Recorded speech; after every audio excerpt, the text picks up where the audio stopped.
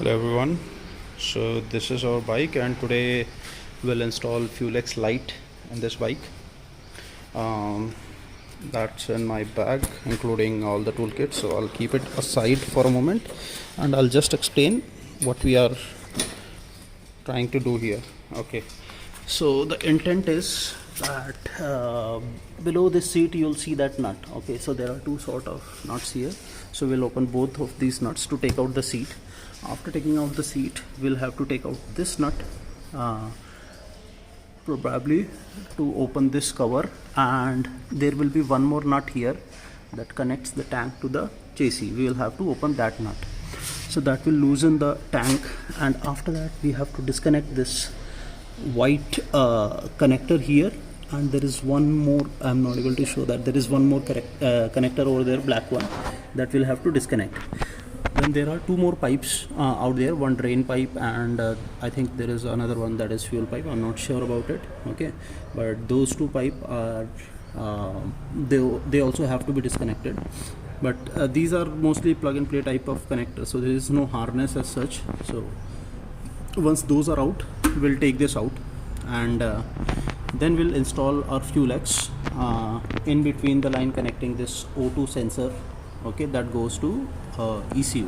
So in between both of these will sit our FuelX device that I will house it on this side of the bike inside this casing.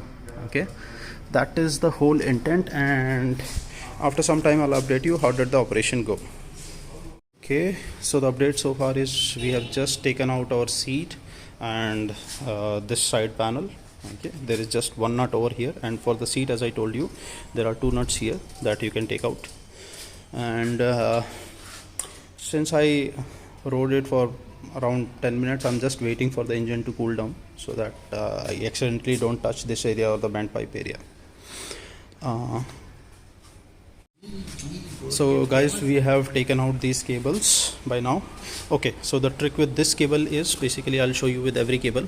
Okay, there is a button here or latch kind of thing, so you have to press it to take it out. Okay, and until unless you don't do that, any amount of force that you applied, this will not take it out. Then you have this connector. This is pretty pretty simple to push. You have a button here. Let me show you. Okay, just take this rubber casing out, press this button and pull this one out. This is much easy. Another thing that I'll show you is this is where we are going to fit our FuelX. Okay, so to take out this as well, there is a button here. Just press this button to take it out from here. Okay, press this button down and then pull it.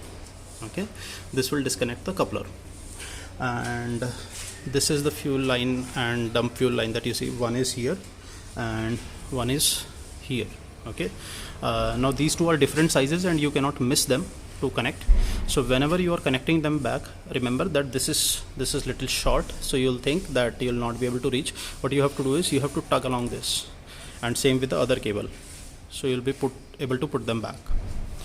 Okay, now this is where the FuelX is going to sit. So male connector will come here, female connector will come here, and then they will take the wire up to that side of the bike.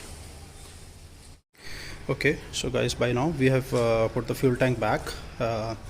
Two connectors that are remaining to connect are these two to the fuel tank, and this is how I have taken the wire from there, and this is how I'll fit my device here.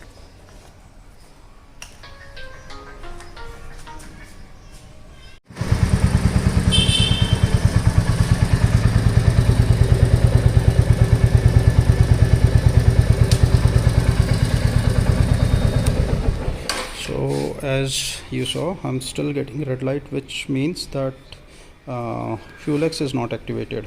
So the signal is still going through, but this device is not being used to modify those signals probably, and this seems to be an issue. Yeah, so we'll see what we can do about it.